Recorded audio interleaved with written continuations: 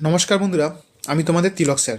তোমরা সকলেই জানো গত 28শে ডিসেম্বর 2025 তারিখে পিএসসি ক্লার্কশিপ মেন পরীক্ষা হয়েছিল এবং সেই পরীক্ষার রেজাল্ট কবে বেরোতে পারে সেই সংক্রান্ত ভিডিও আমি আমার চ্যানেলে আপলোড করেছি।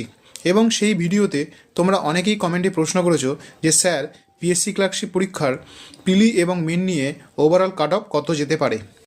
তোমরা দেখো, এবারে 2023 সালে পিএসসি ক্লার্কশিপ প্রিলি পরীক্ষার যে কাট অফ হয়েছিল সেটা জেনারেলদের ক্ষেত্রে ছিল 49, ওবিসি এ এবং বি এর ক্ষেত্রে ছিল 48, এসসিদের ক্ষেত্রে ছিল 47, এসটিদের ক্ষেত্রে ছিল 29 এবং ইডাব্লিউএসদের ক্ষেত্রে ছিল 11.75। আমি আর অন্যান্য ক্যাটাগরির আলোচনা করছি না, কারণ অন্যান্য ক্যাটাগরির কাট অফ মাইনাসে ছিল। প্রথমেই জেনারেল ক্যান্ডিডেটদের কথা বলি। তারা যদি মেন পরীক্ষায় 66 থেকে 70-র মধ্যে একটা স্কোর করতে পারে, তবে তাদের টোটাল ওভারঅল প্রিলি এবং মেন মিলিয়ে মার্কস দাঁড়াচ্ছে 115 থেকে 119।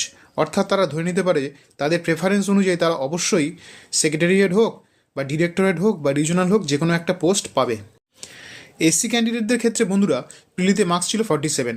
এবারে তারা যদি মেন পরীক্ষায় 60 থেকে 65 একটা স্কোর করতে পারে, তবে সেক্ষেত্রে তাদের টোটাল মার্কস দাঁড়াচ্ছে 107 থেকে 112। তাহলে তারাও অবশ্যই ধরে নিতে পারে যে তাদেরও একটা পোস্ট অবশ্যই কনফার্ম হবে। ওবিসি এ এবং বি ক্যান্ডিডেটদের ক্ষেত্রে প্রিলিতে মার্কস ছিল 48 এবং তারাও যদি মেন পরীক্ষায় 62 থেকে 66 অর্থাৎ 62 থেকে 66-এর মধ্যে একটা স্কোর করতে পারে, তবে তাদের ওভারঅল মার্কস দাঁড়াচ্ছে 112 থেকে 114 এবং তাদের ক্ষেত্রেও একটা খুব ভালো সম্ভাবনা থাকছে বন্ধুরা একটা পোস্ট পাওয়ার। এবার আসি বন্ধুরা এসটি ক্যান্ডিডেটদের কথায়। এসটিদের ক্ষেত্রে প্রিলিতে মার্কস ছিল 29। এবারে তারা যদি মেন পরীক্ষায় অর্থাৎ প্রিলি এবং মেন মিলিয়ে ওভারঅল একটা মার্কস 85 থেকে 90-এর মধ্যে রাখতে পারে, তাহলে অবশ্যই একটা ভালো সম্ভাবনা থাকছে প্রেফারেন্স অনুযায়ী পোস্ট পাওয়ার। এবারে বলি ইডাব্লিউএসদের কথা। ইডাব্লিউএসদের প্রিলিতে মার্কস ছিল 11.75।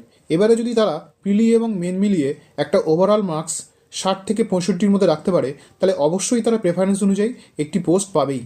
তবে বন্ধুরা, এই যে কাট অফ অ্যানালাইসিস, এটা সম্পূর্ণ 2019 সালের পরীক্ষার অর্থাৎ 2019 সালে যে ক্লার্কশিপ পরীক্ষা হয়েছিল সেই পরীক্ষার ট্রেন্ড অনুযায়ী অনুমানের ভিত্তিতে তৈরি করা।